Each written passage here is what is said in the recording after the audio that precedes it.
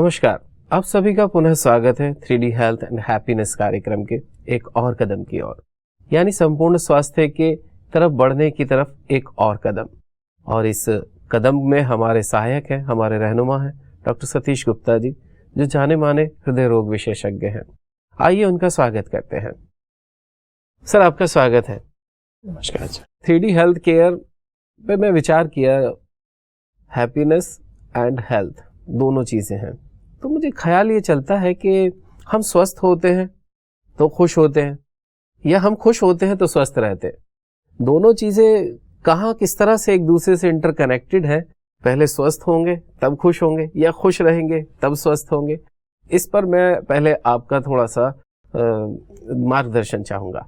Health और happiness दोनों बातें जो हैं बेसिकली, अगर हम ऑक्सफोर्ड डिक्शनरी में देखें, मतलब हेल्थ का मतलब देखें जी, तो वो खाली बॉडी की हेल्थ की बात नहीं करती जी। वो soundness of mind and body बोलती है। साउंडनेस माइंड एंड बॉडी, मतलब हेल्थ का मतलब ये soundness of mind and body. तो माइंड का मतलब happiness, soundness of mind means happiness जी, और soundness of body means health. Okay. तो हेल्थ और हैप्पीनेस दोनों जैसे ओत प्रोत है आपस में, जैसे मन और शरीर को अलग नहीं कर सकते। मन और शरीर आपस में ओत प्रोत हैं, एक दूसरे में समाये हुए हैं। इसलिए कहते हाँ। तन मन हाँ, कई बातों में आ जाता है। तो दोनों में ओतप्रोत है ना, तो इसलिए वो हर विचार, जैसे हमारा कहीं भी कुछ हो जाए, किसी भी अंग में, छोटी उंगली में भी कुछ हो जाए, नीचे पैर की उंगली में, तो उसके बारे में विचार चलता रहेगा। चाहे फुंसी भी हो जाए, चाहे थोड़ी सी कुछ भी दर्द भी हो रहा हो, जाहिर है, तो वहीं विचार, वहीं हमारी भावना, मतलब हमारी फोकस वहीं रहेगी। कुछ भी कहीं पर भी शरीर में कुछ भी थोड़ा सा भी होता है, बॉडी की निशानी की उसकी वो कहीं भी हमको कहीं भी आवाज़ नहीं देगी जी, अपनी फीलिंग नहीं कराएगी। हेल्दी बॉडी कि तो जहाँ भी थोड़ा तकलीफ होगी, जहाँ भी कुछ इन्फेक्शन या कुछ बीमारी होगी, तो वो हमको एहसास कराएगी कि मैं हूँ। जैसे हार्ट की धड़कन भी ठीक है ना, हार्ट अगर तो महसूस नहीं कराता कुछ भी कि हार्ट चल रहा है। जी बिल्कुल, पता नहीं लगता है ना। सांस भी हमारा पता नहीं चलता है। अगर खराब होगा तो आवाज़ आएगी। पेट भी अगर ठीक है तो आवाज़ नहीं आएगी, तो पेट भी अगर खराब होगा तो आवाज़ आएगी, है ना। तो मतलब हर चीज़ में अंग भी, हमारे जोड़ भी हैं, अगर ठीक ठाक होंगे आवाज़ नहीं करेंगे, कि तो अगर कुछ खराबी होगी तो आवाज़ करेंगे। सही है। तो ये सारा सिस्टम बहुत सुंदर बना हुआ है। और माइंड और बॉडी, माइंड के लिए हैप्पीनेस वर्ड है और बॉडी के लिए हेल्थी। ओके, तो दोनों के लिए दोनों का सामंजस्य होना ही, तो दोनों इसके एक दूसरे में समाये हुए हैं। ऐसा कहेंगे healthy mind, happy mind and healthy body. कहते हैं ना, अगर हमारा मन खुश है तो हमारा तन खुश है। सही बात है ना। मन खुश तो जहान खुश भी बोलते हैं। मन चंगा तो कटौती में गंगा ना। और दूसरा ये भी कि healthy body and happy mind. तो हेल्दी बॉडी तो माइंड, मन खुश रहता है, वाइस वर्सा भी ट्रू है ना। सही बात है। अगर इवन बीमारी भी शरीर में है, हमने बहुत देखा है अपने ब्रह्मा कुमारीज में, स्पेशली सीनियर्स को देखा है, दादियों को देखा है। 104 से 103 साल की दादी है, 93 ईयर्स, 95 ईयर्स के लोग हैं। ओल्ड एज है, शरीर में 5-6 बीमारियां हैं, ऐसा नहीं कि बीमारी से मुक्त है। ओल्ड एज की बीमारियां होती ही हैं। सही बात है। कि तुम आप उनसे मिलने जाओ, जरा भी देह का भान नहीं, जरा भी बॉडी के बारे में कुछ बात नहीं करेंगे, मुस्कुराते रहेंगे, खुश रहेंगे। तो मतलब ये भी स्टेट हो सकती है, मतलब एक एक्सट्रीम पे आपकी बॉडी पूरी तरह बीमार हो तो भी मुस्कुरा रहे हैं, तो भी खुश हैं, सेटिस्फाइड है। ये हर एक के लिए तो संभव नहीं। हाँ, जो हर एक मतलब के साथ तो ये दिखाई नहीं देता। मैंने देखा, दादियों में स्पेशली देखा है, जो सीनियर ब्रह्मा कुमारीज हैं, जो दादियां हैं, वो उनके अंदर ये स्टेज देखी है कि कितना भी बीमार होते हैं, कितना भी होगा, कोई उस ना बीमारी का नाम लेंगे, अपने पूछेंगे तो भी बताएंगे नहीं, ये डॉक्टर मैं खुश हूँ, डॉक्टर मैं खुश हूँ। ये उन्होंने विचार शक्ति अपनी इतनी प्रबल बना लिया है। हाँ, मतलब कि वो सोल कॉन्शियसनेस, जो कल हम बात कर रहे थे जिसपे कि सोल और सॉइल की बात है।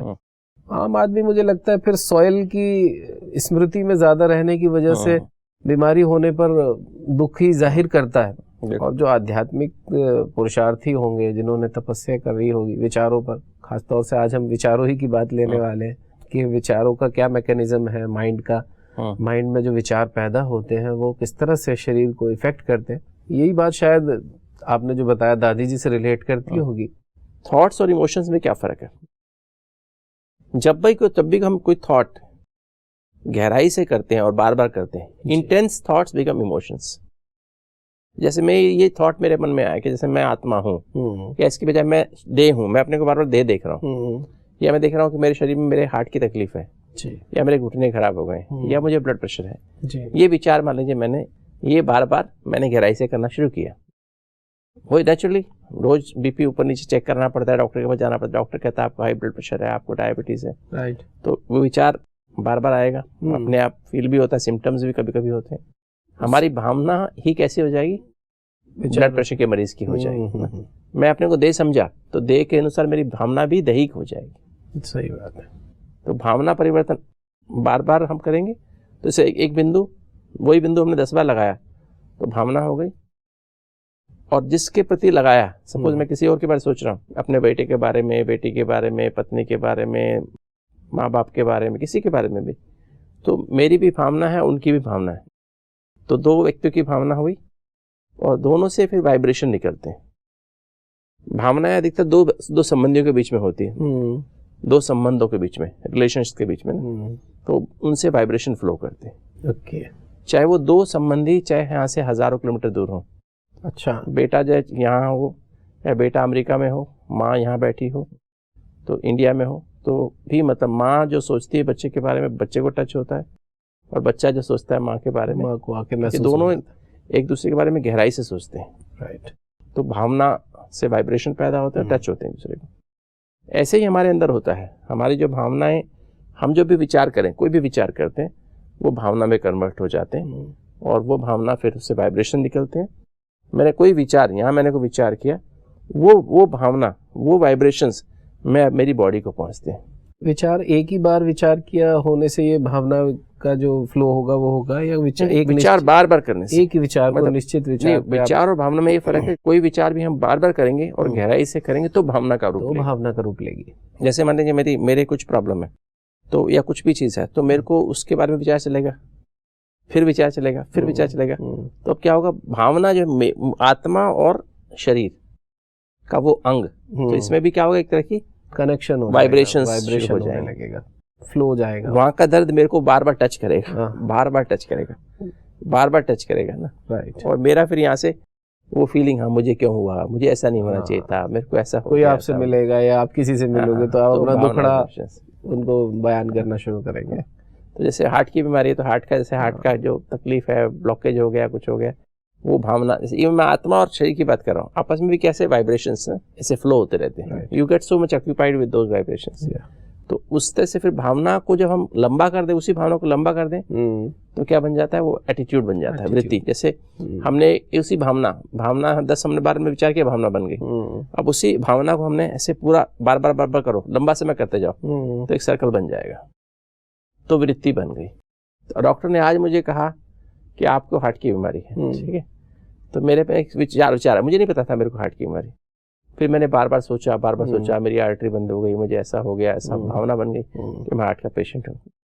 तो वाइब्रेशन मेरे निकलने लगे, मेरे से वाइब्रेशन निकलने लगे लोगों को, फिर लोग हाँ ही हार्ट का पेशेंट है, मेरी चाल वैसे बदल जाएगी, सब कुछ ऐसा हो जाएगा। फिर उसके बाद जब मेरे अंदर इसी भावना को लंबा कर दूंगा तो क्या हो जाएगा, मेरी वृत्ति बन जाएगी। मैं चलूंगा भी हार्ट पेशेंट की तरह, बोलूंगा भी हार्ट पेशेंट की तरह। तो मेरे आसपास आभा मंडल भी वही बन जाएगा, हार्ट पेशेंट वाला। फिर लोग भी कहेंगे दूर से हाँ भी हार्ट पेशेंट आ रहा है, हार्ट पेशेंट, हाथ दे दो भाई, जरा बैठाओ इधर, कहीं बेचारे को कुछ हो ना जाए। हाँ, तो मतलब एक वृत्ति बन गई ना, वैसी वृत्ति बन जाती है ना। जैसे सपोज एक व्यक्ति की नेचर है जी, चाय पी के लोग सुबह सुबह स्नान करते हैं, टॉयलेट जाते हैं जी, वो समझते पेट साफ होता है चाय पीने से। राइट। चाय नहीं पियेंगे तो हमारा पेट साफ नहीं। कई लोगों को सिगरेट या बीड़ी पीने से सोचते हैं कि सुबह से उठते सिगरेट पियेंगे तो ये भी क्या है कि जगह, मतलब उनके अंदर एक बिलीफ सिस्टम है ना। हम उनको क्या करते हैं, हम उनको कहते हैं नहीं आप ये नहीं पियेंगे। हम उनको समझाते हैं कि देखो पानी हमारी जो आते हैं, ऊपर खाने की नाली है, नीचे पेट है, उसमें एक जो लेसर कर्वेचर है, अगर हम सिप करके पानी सिप बाय सिप पिए तो पानी हमारी छोटी आंत में जाएगा, और छोटी आंत का पानी बाउल मूवमेंट चलाएगा, मतलब बाउल मूवमेंट चलेगी और हमारी आंतें साफ हो जाएंगी। तो बेसिकली चाय का असर नहीं है वो। अच्छा, चाय के असर से पेट साफ नहीं होता है। फिर अपनी सोच जो हमने बनाई है, जो हम पानी पीते हैं ना, चाय सिप बाय सिप पीते हैं, चाय एक साथ तो नहीं पीते हैं, गरम गरम सिप बाय सिप पीते हैं, तो क्या होता है वो छोटी आंत में जाती है, उससे मूवमेंट बाउलमेंट शुरू हो जाती है, ठीक, और पेट साफ हो जाता है। ओके, तो चाय नहीं है वो, चाय का कारण नहीं है वो। पानी भी अगर आप पियेंगे सिप बाय सिप पियेंगे, ड्रिंकिंग जो है वो सिप बाय सिप पियेंगे तो वही काम करेगा जो चाय करेगी। तो उनको सिखाते हैं। अब बीड़ी सिगरेट भी लोग पीते हैं तो एकदम तो नहीं पी जाते, तो सिप बाय सिप पीने से क्या होता है, वो जो है वो उससे वो मूवमेंट शुरू हो जाती है, बाउल मूवमेंट। उससे जो है उनको सेम इफेक्ट जो पानी का होता है, एक गिलास पानी पी लो चाहे एक गिलास चाय पी लो, ठीक सेम इफेक्ट होता है। हमको कहते हैं नहीं आप ये आप करके देखिए, अब करते हैं तो चाय नहीं पीते, एक गिलास पानी से भी उतना ही काम हो जाता है, नींबू पानी से वही काम हो जाता है। तो उनका नया इंप्रेशन हो गया। जब सुबह सुबह क्लास में आते हैं वो, तो फिर आपसे बातचीत करते हैं, अरे आपने चाय पी क्या? नहीं मैंने तो नहीं पी। अच्छा मैंने भी नहीं पी। आपका पेट साफ हुआ? हाँ मेरा भी साफ हो गया, मेरा तो साफ हो गया। अच्छा आपका हो गया? हो गया। फिर दूसरे से पूछते हैं आपका क्या हुआ? सारा ग्रुप को डायरेक्शन दी जाती है, आपका क्या हुआ? हाँ नहीं है, साफ हो गया, मेरा भी साफ हो गया। आप भी रोज चाय पीते? मैं तो दो कप रोज पीता था। अच्छा पेट साफ होता था। अच्छा आपका हो गया? अच्छा हाँ। 5 से 10 लोगों से बात करते हैं, अब उनका बिलीफ सिस्टम बन गया पानी से भी पेट साफ हो सकता है, ऐसे पानी पिए तो पेट साफ हो गया। पहले पुराना बिलीफ सिस्टम क्या था, बीड़ी सिगरेट चाय या कुछ चाय पीने से ही होता है, राइट। तो ऐसे बिलीफ सिस्टम जैसे ना ये बन गया, नया बिलीफ सिस्टम बनता है ना। तो इस तरह से बीमारी में हमें इस तरह से बिलीफ सिस्टम हमें ऐसे बनता है ना। फिर हमने इसी चीज को जिस चीज को बार बार करते हैं वो हमारा हैबिट बन जाती है, ठीक। तो इस तरह से हमारी नई हैबिट्स बन गई है ना। तो जैसे 11 साल की उम्र तक हमारी हैबिट बन जाती है, जो हम माता पिता टीचर हमें बताते हैं वो हमारी हैबिट्स बन जाती हैं। तो ऐसे ही जो हमें सॉइल कॉन्शियसनेस की जो बात हम कर रहे थे, बॉडी रोल मटेरियल की बात कर रहे थे, वो धीरे धीरे अनस्टेबिलिटी इनसिक्योरिटी और उससे फिर हमारे अंदर वाइसेस, जो हम बात की ना वाइसेस, तो वाइसेस क्या है बेसिकली, ये भी एक तरह की भावनाएं और एटीट्यूड्स हैं जी। कल जब हम काम क्रोध दूसरों की भावनाएं, दूसरों के प्रति हमारी भावनाएं बदल जाती हैं जी जी, देह की भावना हो जाती है। देह की भावना से देखते तो काम विकार पैदा हो जाता है जी। देह की भावना से देखते हैं तो क्रोध पैदा होता है, लोभ पैदा होता है, मोह पैदा होता है, अहंकार पैदा होता है, और ये फिर हमारी एटीट्यूड बन जाते हैं, हमारी वृत्ति ऐसी बन गई ना। और फिर उसके अनुसार जो हमारे फिर वो आलस अलबेलापन बना है ना, फिर हमारे ये इंप्रेशंस बन जाते हैं, ये हमारी नई हैबिट्स, आलस की फिर आदत बन गई। मैं ये समझाना चाहता था दर्शकों को। तो देह का हमने कॉन्शियसनेस में लेकर के आए, मैं देह हूँ या रोल हूँ, तो उससे हमारे अंदर भावनाएं पहले बनती हैं, है ना, उससे भावनाएं बनती हैं, फिर वृत्ति बनती हैं, और फिर ये जो बनते हैं ना हमारे जो आलस अलबेलापन, ये जैसे हमारे इंप्रेशंस बनते हैं, और फिर बिलीफ्स बनते हैं कि मुझे इतना तो सोने को चाहिए, मुझे तो ऐसे करना पड़ेगा, मैं तो ऐसे करूं, मैं तो दूसरों में दोष निकाल दिखाई देंगे तो बदला लेने की भावना रखेंगे, ठीक बात। शक अनुमान, ये भी क्या है, हमारे बिलीफ्स बन गए ना, कि ये मेरे प्रति ऐसा करते हैं, मेरे प्रति ऐसा करते हैं। चिंता भय, ये भी क्या है, हमारे इंप्रेशंस हैं, हमारे बिलीफ सिस्टम्स हैं, हमारी हैबिट्स बन जाती हैं। फिर चिंता नहीं करना चाहे तो भी चिंता आती है ना। भय हम नहीं करना चाहे, हमें पता कुछ नहीं है इसमें, अंधेरे में कुछ नहीं है, फिर भी हम किताब साइंस में पढ़ते हैं, फिर भी कहें कि वो हमारा बिलीफ जो है ना पुराने वाला, पहले जो कहानियां दादी नानी से सुनी है, अंधेरे में मत जाना, ये वहाँ भूत हो जाएगा, तो मतलब ये जो है हमारे बिलीफ सिस्टम्स और ऐसे हमारी हैबिट्स बनती हैं। तो फिर ये हैबिट्स बन करके हमें बीमारी का रूप धारण कराती है, फिर हमें तनाव महसूस कराती है। क्योंकि फार्मूला जो है वो स्ट्रेस का फार्मूला क्या है, तनाव का फार्मूला क्या है, कल हमने स्ट्रेस की बात की ना जी। ये सब नेगेटिव टेंडेंसी, नेगेटिव हमारी जो एटीट्यूड्स और बिलीफ्स और हमारे इंप्रेशंस और संस्कार, हैबिट्स मिलकर के हमको तनाव का अनुभव कराती है। तनाव का क्या फॉर्मूला है, तनाव क्या है, स्ट्रेस क्या है, फार्मूला है stress is equal to pressures divided by inner strength, आत्मिक शक्ति, इंग्लिश में कोपिंग एबिलिटी भी कहते हैं जी, कि आप कितना सहन कर सकते हैं, कितना उस बात को कोप कर सकते हैं। अब प्रेशर्स कैसे हो सकते हैं, एक तो अंदर के प्रेशर हो सकते हैं जी, जैसे मेरी हैबिट मान लीजिए है, टाइप ए नेचर है मेरी, हर समय मुझे टाइम परफेक्शन की आदत है, टाइम प्रेशर, वर्क प्रेशर, माता पिता को देख के, टीचर्स को देख के मेरी आदत बचपन से पड़ गई परफेक्शन की, राइट। अब मुझे बहुत एंजाइटी रहती है, काम जब तक पूरा नहीं होता तो चिंता लगी रहती है, काम मेरे हिसाब से गुस्सा आता है, या सेंसिटिव हूँ मैं बहुत, मेरे को बहुत जल्दी बातें फील हो जाती हैं, मैं अपने मन की बातें किसको शेयर नहीं कर पाता हूँ, ये मेरी अंदर की बात है, ये मेरा अंदर का प्रेशर है। साथ में ब्लड प्रेशर भी है, डायबिटीज भी है, हार्ट की बीमारी, ये मेरे अंदर का प्रेशर है। क्या एक दिन में मॉडिफिकेशन हो सकता है, क्या मैं इसको बदल सकता हूँ? हो सकता है, एक दिन में तो नहीं हो सकता, एक दिन में तो नहीं होगा। मेरी नेचर एक दिन बदल जाए, मेरे को जल्दीबाजी की आदत आज एकदम जल्दीबाजी खत्म हो जाए, चिंता करने की आदत है, डर लगता है, तो खत्म हो जाएगा क्या मेरा ब्लड प्रेशर एक दिन में ठीक हो जाएगा, डायबिटीज ठीक हो जाएगी क्या, मेरा हार्ट एकदम ठीक हो जाएगा क्या? ये तो मेरा अंदर का प्रेशर है जी। फिर एक्सटर्नल प्रेशर्स भी होते हैं, जैसे घर में मेरे जो परिवार में मेरे जो माता पिता हैं, है ना, पति पत्नी बच्चे हैं, तो वो जो है जो मेरा घर का एटमॉस्फेयर है, मेरी उनसे नहीं बनती है, कम बनती है, मेरी उनसे अंडरस्टैंडिंग कम है, तो क्या एक दिन में वो बदल जाएंगे? बच्चे मेरा कहना नहीं मानते हैं या पत्नी मेरा कहना नहीं मानती, क्या एक दिन में ठीक हो जाएगा?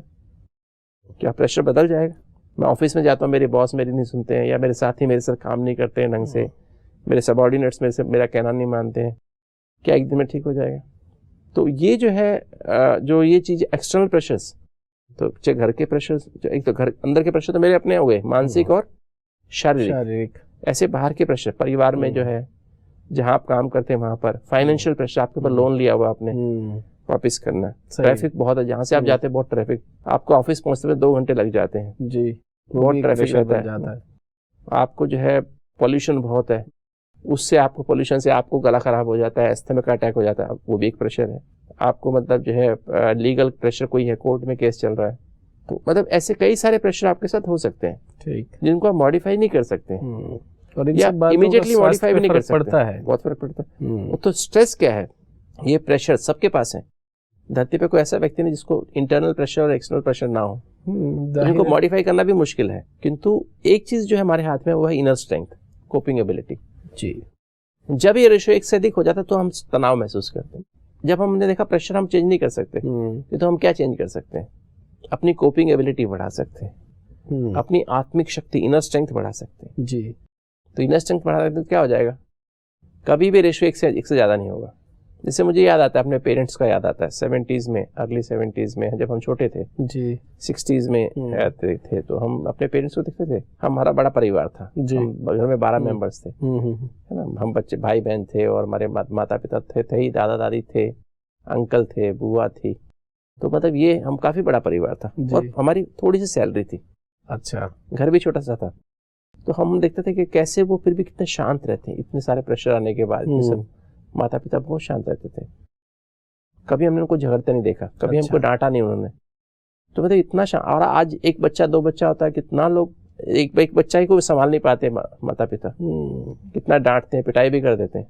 सही बात है। तो उस समय क्या प्रेशर नहीं थे क्या? वो टाइम जाहिर है होंगे प्रेशर तो ज्यादा थे ना, सैलरी कम, छोटा मकान, जिम्मेवारियां ज्यादा है, जिम्मेवारी ज्यादा थी, इंटरनल प्रेशर भी थे, एक्सटर्नल प्रेशर भी ज्यादा थे, किंतु उनके अंदर आत्मिक शक्ति ज्यादा थी, कोपिंग एबिलिटी ज्यादा थी। सही बात। कभी तनाव में देखते नहीं थे उनको, गुस्सा कर रहे हैं या चिल्ला रहे हैं या मार रहे हैं, पिटाई कर रहे हैं या डांट लगा रहे, नहीं, शांति से, जैसे शांति के सागर हो, बस कोई बात हुई, कोई बात नहीं बेटा, कोई बात नहीं, सो जाओ आराम से, कोई बात नहीं, कोई बात नहीं। हम बैठे हैं में ये चीज देखने को नहीं मिलती, हम बैठे हैं ना, हमें है ना, भगवान है ना, भगवान बैठा है ना, भगवान पे विश्वास रखो। हाँ, तो मतलब वो एकदम ऐसे बात को खत्म कर देते थे।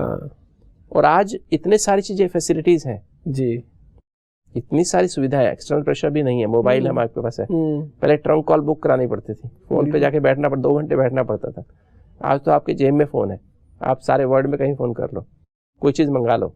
तो आज एक्सटर्नल प्रेशर बहुत थोड़े हैं, तो आज कम है, बल्कि आत्मिक शक्ति कम है, बहुत कम हो गई, इसलिए तनाव पैदा हो रहा है। जो बताइए ना, नेगेटिव विकार है, काम क्रोध लोभ मोह अहंकार, आलस अलबेलापन, जल्दी, चिंता, भय, ये क्या करते हैं? हमारी आत्मिक शक्ति को खा जाते हैं, खत्म कर देते हैं, कोपिंग एबिलिटी खत्म कर देते हैं जी। तो इससे छोटे छोटे प्रेशर भी हमारे लिए तनाव बन जाते हैं, स्ट्रेस के कारण, और उससे फिर हमारा मूड बदलता है, मूड बदला, मूड से फूड खराब हुआ, फूड से नींद खराब हुई, नींद से एक्सरसाइज खत्म हो गई, फिर एडिक्शंस आ गए, फिर बीमारी आ गई।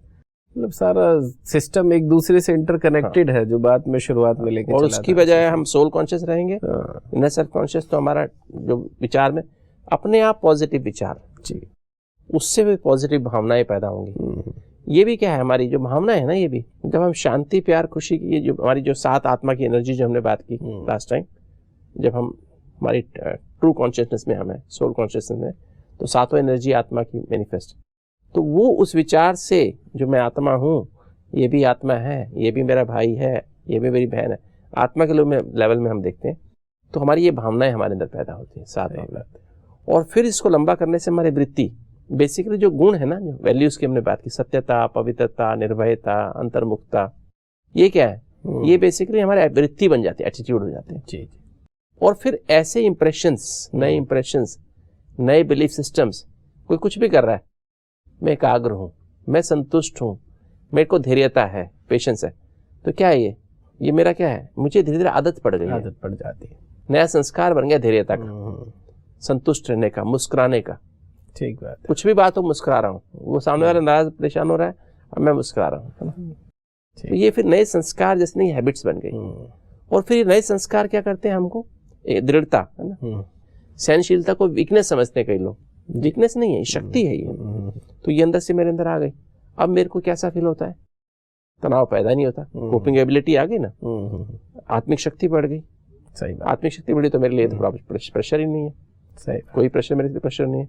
फिर मूड भी ठीक है, उसने फूड भी ठीक है, नींद भी अच्छी, एक्सरसाइज भी है, एडिक्शन भी नहीं है, संपूर्ण स्वास्थ्य के बिल्कुल करीब खड़े हो जाते हैं। तो ये सारी इसका मैकेनिज्म है जी, कि जैसा आप संकल्प करेंगे वैसी भावना बनेगी, लंबा समय करेंगे, उसी को जब आप भावना को लंबा ले जाएंगे तो आपकी वृत्ति बन जाएगी वैसी, और वृत्ति एटीट्यूड बन जाएगा, उससे वायुमंडल बनेगा, और उससे फिर इंप्रेशंस, बिलीफ सिस्टम्स, और आपके नई स्मृतियाँ, नए संस्कार बनेंगे।